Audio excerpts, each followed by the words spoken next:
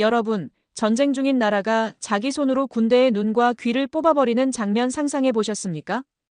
2026년 2월 러시아가 전국 텔레그램을 사실상 차단했습니다. 문제는 이게 단순 검열이 아니라는 겁니다. 러시아군이 드론 영상 공유 실시간 작전 지시를 텔레그램에 의존해왔다는 사실. 그 순간 전선은 통신 암흑으로 들어갔죠. 그런데 더 무서운 건 지금부터입니다. 시민들은 거리로 쏟아져 나오고 정부는 감시용 구경 앱을 강요하고 심지어 친정부 전쟁 블로거들조차 자폭이라고 돌아섭니다. 지금 러시아는 우크라이나에게 당해서 무너지는 게 아닙니다. 푸틴의 통제 욕구가 러시아를 내부에서 찢어놓고 있습니다. 끝까지 보시면 러시아가 왜 이렇게 무너지는지, 그리고 우크라이나가 어떤 방식으로 이 틈을 찌르는지 딱 정리됩니다. 구독과 좋아요는 전쟁 뉴스의 진짜 맥락을 놓치지 않는 가장 빠른 방법입니다. 시작합니다. 저는 그날 아침 브뤼셀 사무실 창가에 서서 커피를 홀짝이고 있었습니다. 유럽연합 본부가 내려다 보이는 이 자리에서 저는 10년 넘게 러시아군의 움직임을 분석해왔죠. 제 이름은 소피아 랑에. 유럽연합 주재 군사정보고문관입니다. 모니터 속 정보가 눈에 들어온 건 오전 7시 22분이었습니다. 러시아 정부가 텔레그램을 차단했습니다. 전국 단위로. 처음엔 단순 장애라고 생각했죠. 하지만 아니었습니다.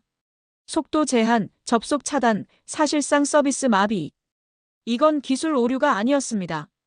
의도된 결정이었습니다. 저는 커피잔을 내려놓았습니다. 머릿속이 빠르게 돌아가기 시작했습니다. 러시아. 전쟁 중인 나라. 지금 이 순간 수십만 명의 병사가 우크라이나 전선에 있는 나라. 그 나라가 지금 스스로 텔레그램을 끊었다는 겁니다. 보통 사람들은 텔레그램을 그냥 메신저 앱으로 압니다. 채팅하고 사진 보내고 그룹방에서 떠들고. 하지만 제가 분석하는 전장에서 텔레그램은 그런 게 아닙니다. 그건 혈관이었습니다. 러시아군이 전선에서 서로 소통하는 핵심 통로. 드론 영상을 공유하는 채널. 실시간으로 표적 정보를 주고받는 통신망. 대포병 연동을 위해 분 단위로 데이터를 주고받는 시스템. 그 모든 것이 텔레그램 위에서 돌아가고 있었습니다. 왜 그랬을까요? 러시아군은 공식 군용 통신 장비가 심각하게 부족합니다. 잘 알려진 사실이죠. 암호화된 군용 무전기 수량이 턱없이 부족하고 위성통신 시스템은 노후화됐습니다. 그래서 병사들은 민간 앱을 씁니다. 그중 가장 널리 쓰인 게 텔레그램이었습니다. 군이 민간 메신저에 의존한다는 건 민간 통신이 끊기면 군 통신도 함께 끊긴다는 뜻입니다. 저는 보고서 창을 열었습니다. 손가락이 키보드 위를 빠르게 움직였습니다. 이건 통제가 아닙니다. 자해입니다. 전쟁 중에 스스로 전장 통신을 끊는 나라. 세계 전쟁사를 뒤져봐도 이런 장면은 찾기 힘듭니다. 적이 미처치기도 전에 자국 정부가 먼저 자국 군대의 눈을 찌른 겁니다. 왜 이런 결정을 내렸을까요? 크렘린 안에서 무슨 일이 벌어지고 있는 걸까요? 저는 모니터를 응시하며 생각했습니다. 이 결정이 가져올 파장은 제가 예상하는 것보다 훨씬 클지도 모릅니다. 아니, 분명히 클 겁니다. 전선에서 무슨 일이 일어나고 있는지. 그 답은 이미 나오기 시작하고 있었습니다. 저는 분석 파일을 펼쳤습니다. 2022년 전쟁이 시작됐을 때부터 우리 팀이 추적해온 데이터였습니다. 러시아군이 텔레그램을 군사통신에 어떻게 활용하는지 항목별로 정리된 자료였죠. 읽을수록 머리가 무거워졌습니다. 러시아군 전선 부대들은 드론이 촬영한 영상을 텔레그램 채널로 실시간 공유합니다. 소대 지휘관이 채팅방에 좌표를 올리면 포병 대대가 그 정보를 받아 사격 명령을 내립니다. 박격포팀이 표적 확인을 요청하면 드론 운용팀이 텔레그램 영상으로 즉각 응답합니다. 보급 요청, 의무 후송 좌표, 적 기갑 이동 경로. 모두 텔레그램으로 돌아갔습니다. 믿기 힘들 수도 있습니다. 전 세계 최강의 핵보유국 중 하나가 민간 채팅 앱으로 전쟁을 치른다는 게. 하지만 이게 현실입니다. 러시아군의 공식 암호화 통신 시스템은 노후화됐고 수량도 턱없이 부족합니다. 위성통신 단말기는 고위 지휘관들에게만 돌아갑니다. 일선 소대, 분대 수준의 병사들에게 남은 선택지는 민간 스마트폰이었습니다. 그리고 그 스마트폰 안에서 가장 많이 쓰인 앱이 텔레그램이었죠. 저는 잠깐 눈을 감았습니다. 이 그림이 머릿속에서 완성되자마자 소름이 돋았습니다. 텔레그램이 끊기면 드론 영상이 전달되지 않습니다. 좌표가 공유되지 않습니다. 포병과 보병이 연동되지 않습니다. 전선의 각 부대들이 서로 고립됩니다. 각자 도생입니다. 군사 용어로 표현하자면 이렇습니다. 지휘 통제 체계의 붕괴. 전쟁에서 가장 치명적인 상황 중 하나입니다. 디지털 눈을 잃었다는 말이 맞습니다. 드론이 날아다녀도 그 영상을 받을 수 없고, 총이 있어도 어디를 쏴야 할지 모르고, 사람이 있어도 서로 무슨 일이 벌어지는지 모릅니다. 거인이 눈을 잃은 겁니다. 저는 동료 분석관 마티아스 코우에게 전화를 걸었습니다. 마티아스, 이거 봤어요? 러시아 텔레그램 차단건. 마티아스의 목소리가 낮게 깔렸습니다. 맞죠? 전선 통신이 얼마나 버틸 수 있을지 모르겠어요. 대한 채널로 넘어가는 데만 수시간이 걸릴 겁니다. 수시간이면 그 사이에 어떤 일이 생길까요? 그건 우크라이나가 더 잘 알겠죠. 전화를 끊고 저는 다시 모니터를 바라봤습니다. 전장이 통신 암흑 속으로 들어갔습니다. 그런데 문제는 전장만이 아니었습니다. 모스크바 시각으로 오전이 지나가는 동안 저는 러시아 내부에서 올라오는 실시간 보고들을 추적했습니다. 처음 1시간은 조용했습니다. 사람들이 아직 상황을 파악하지 못했죠. 그 다음 1시간이 문제였습니다. 러시아 전역의 통신장애 신고가 급증하기 시작했습니다. 모스크바, 상트페테르부르크, 노보시비르스크, 예카테린부르크. 도시 하나씩 불이 꺼지는 것처럼 신고 지도에 붉은 점이 번져갔습니다. 텔레그램은 러시아에서 단순한 메신저가 아닙니다. 뉴스 채널입니다. 직장 단체방입니다. 가족 연락망입니다. 동네 반상회 공간입니다. 아이 돌봄 정보를 나누는 곳이고, 근처 마트 세일 정보가 올라오는 곳이고, 지역 응급구조 요청이 퍼지는 플랫폼입니다. 러시아 일간 사용자가 수천만 명입니다. 그 수천만 명의 일상이 아무 예고 없이 한순간에 끊겼습니다. 저는 러시아어 소셜미디어 게시물들을 번역해 읽었습니다. 갑자기 왜 안 되는 거야? 아무 공지도 없었잖아. 애 학교 선생님이랑 연락하는 채널인데 지금 긴급 상황이라고. 신고해봤자 아무도 안 받아. 서버가 죽었나? 이건 전쟁 얘기가 아닙니다. 일상 얘기입니다. 그게 바로 핵심이었습니다. 러시아 국민들은 전선에서 뭔 일이 벌어지든 어느 정도 거리를 두고 살아왔습니다. 전쟁은 저 멀리 우크라이나 땅에서 벌어지는 일이었고 내 집 안방까지 들어오진 않았으니까요. 그런데 지금은 달랐습니다. 전쟁이 내 스마트폰을 끊었습니다. 내 일상을 침범했습니다. 분노는 빠르게 번졌습니다. 상트페테르부르크에서는 시민들이 통신사 앞에 모였습니다. 고함 소리가 이어졌습니다. 해명을 요구하는 목소리들. 경찰이 나타났지만 군중은 쉽게 흩어지지 않았죠. 저는 보고서를 작성하면서 손이 멈췄습니다. 흥미로운 점이 있었습니다. 이 시위의 구호들을 보면 반전 구호가 나오지 않습니다. 푸틴을 비판하는 목소리도 직접적이진 않습니다. 대신 이런 말들이 들렸습니다. 내 인터넷 돌려내. 우리한테 왜 이래? 예고도 없이 이러면 어떡해? 이게 더 무섭습니다. 정치적 구호가 아니라 생활 불만이 폭발한 겁니다. 이런 분노는 진압하기가 훨씬 어렵습니다. 체제를 비판하는 사람들은 잡아가면 됩니다. 하지만 인터넷 안 된다고 화낸 사람들을 전부 잡아갈 수는 없으니까요. 크렘린은 이 상황을 어떻게 수습하려 했을까요? 그 선택이 더 큰 불을 질렀습니다.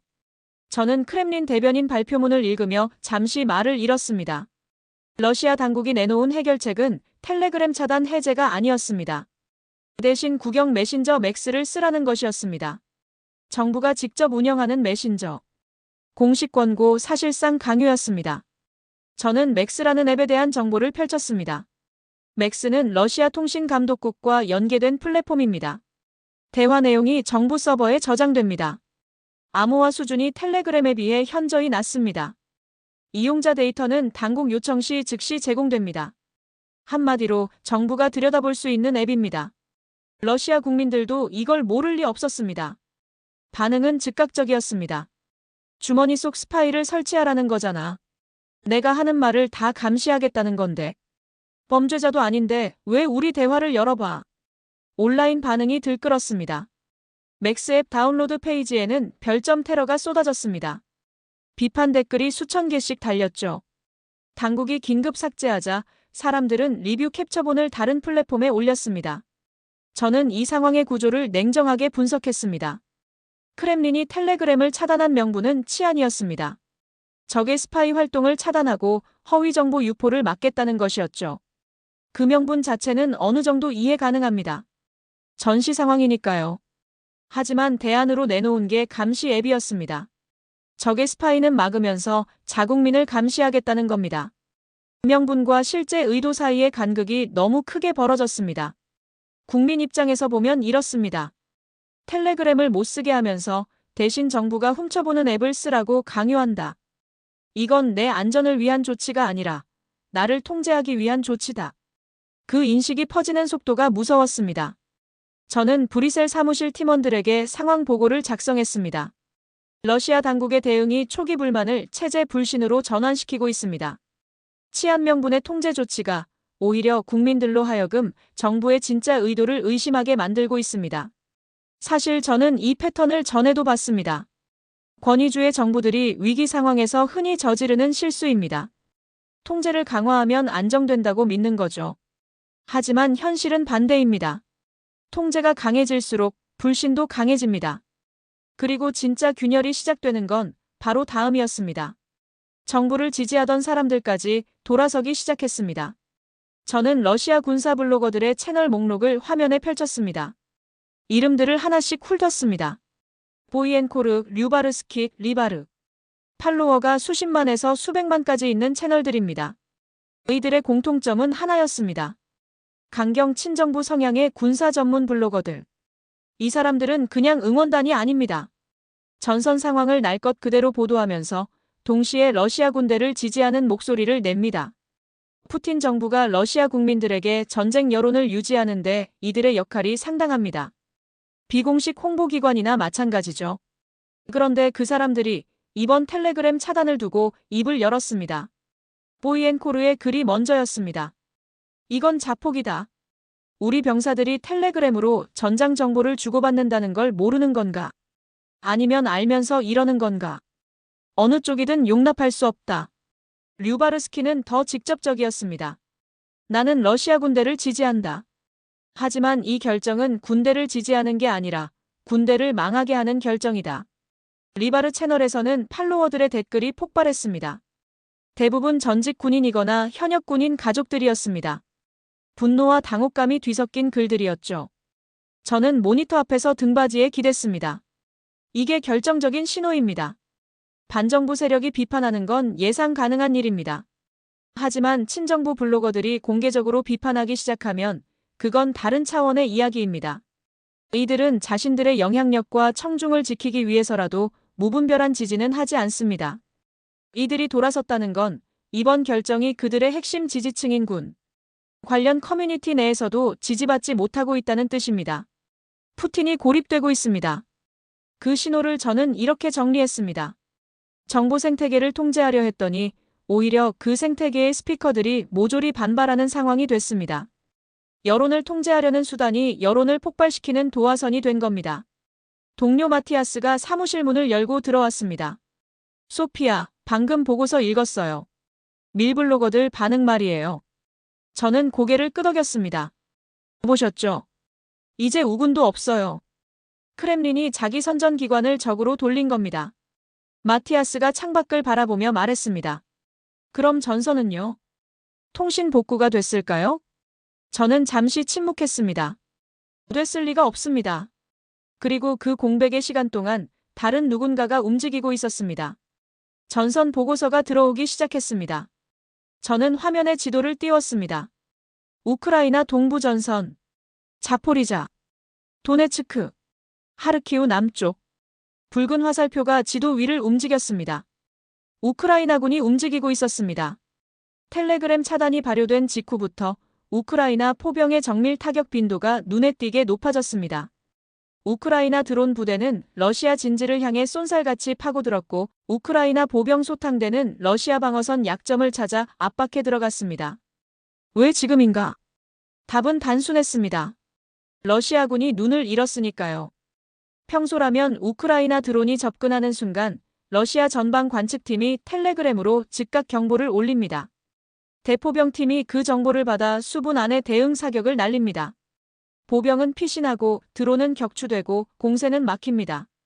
그런데 지금은 그 연락망이 없습니다. 전방 관측팀이 정보를 올려도 지휘부가 받질 못합니다. 대포병팀이 기다려도 좌표가 오지 않습니다. 각 부대가 각자 판단으로 움직이다가 타이밍을 놓칩니다. 우크라이나는 바로 이 틈을 노렸습니다. 저는 전술 분석 파일을 넘기며 생각했습니다. 이건 단순한 기회 포착이 아닙니다. 우크라이나가 러시아 통신 체계를 얼마나 면밀히 연구해왔는지가 보이는 대목입니다. 텔레그램이 러시아군의 핵심 통신망이라는 걸 우크라이나는 이미 알고 있었습니다. 그래서 러시아가 스스로 그걸 끊는 순간 준비된 것처럼 움직일 수 있었던 겁니다. 우크라이나의 목표는 무엇일까요? 영토 점령이 아닙니다. 저는 단호하게 그렇게 분석했습니다. 지금 이 국면에서 우크라이나가 원하는 건 병력 소탕입니다. 러시아군이 재정비하기 전에 통신 공백 상태인 그 몇 시간, 그 하루 안에 최대한 많은 러시아 병력과 장비에 타격을 입히는 것입니다. 잔혹하게 들릴 수 있지만 이건 전쟁의 논리입니다. 상대가 스스로 만든 취약점을 이용하는 것, 그게 전술입니다. 저는 보고서에 이렇게 적었습니다. 러시아의 디지털 공백은 우크라이나에게 비대칭 기회를 제공하고 있습니다. 이 국면이 얼마나 지속되느냐가 전선의 균형에 직접적인 영향을 미칠 것입니다. 동료 마티아스가 제 어깨 너머로 화면을 봤습니다. 소피아, 러시아가 통신 복구에 얼마나 걸릴 것 같아요? 저는 잠시 생각했습니다. 대한 채널로 전환하는데 빠르면 수시간, 늦으면 하루 이상입니다. 그 사이에 일어난 일은 되돌릴 수 없죠. 그 수치가 얼마나 치명적인지는 데이터를 보면 바로 알 수 있었습니다. 저는 숫자 하나를 화면에 크게 띄웠습니다. 2분. 이게 텔레그램이 작동하던 시절 러시아 대포병 시스템의 반응 시간이었습니다. 우크라이나 포병이 발사 위치를 노출하면 러시아 드론이 그 위치를 포착하고 텔레그램 채널로 좌표를 올리고 러시아 포병이 대응 사격을 가하는 데까지. 전체 사이클이 2분 내외였습니다.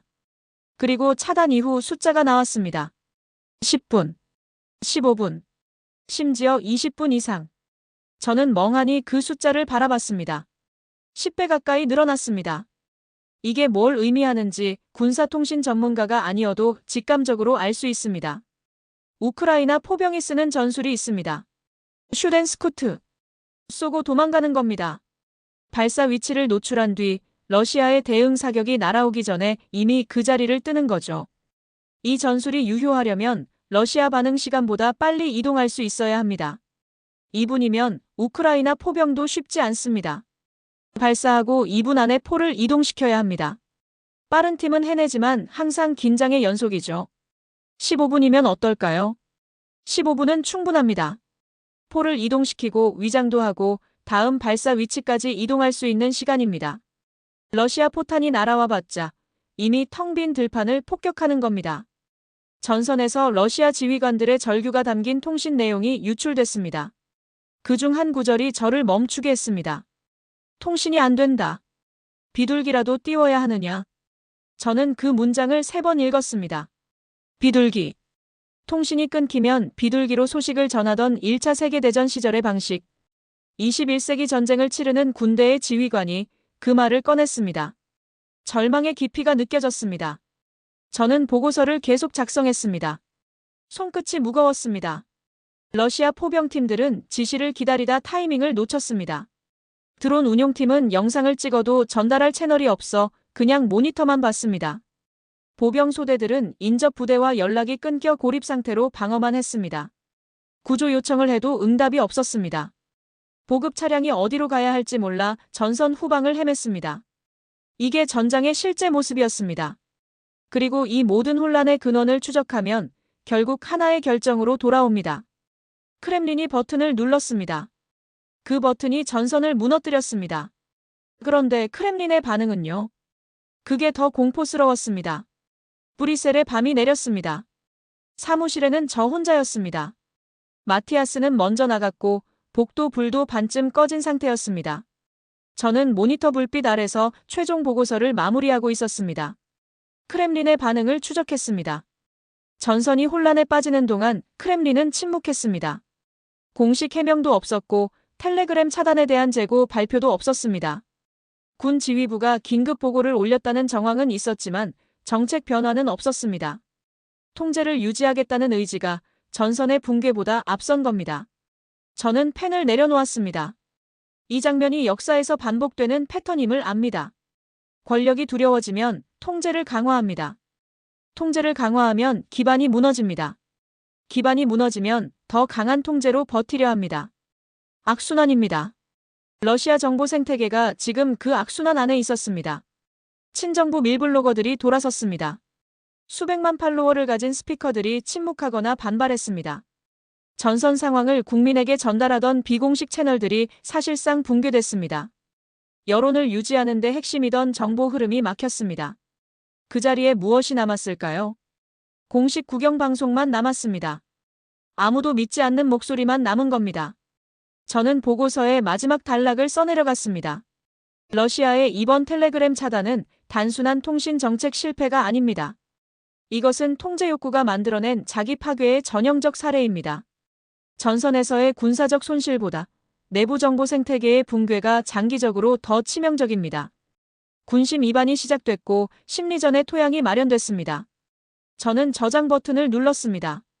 창밖 브뤼셀의 야경이 내려다 보였습니다. 불빛들이 촘촘하게 박혀 있었습니다. 평화롭고 조용한 도시의 밤이었습니다. 저 동쪽 수천 킬로미터 떨어진 전선에서는 지금 이 순간도 포성이 울리고 있을 겁니다. 10년간 러시아를 분석하면서 저는 한 가지를 배웠습니다. 러시아의 진짜 적은 우크라이나가 아닙니다. 나토가 아닙니다.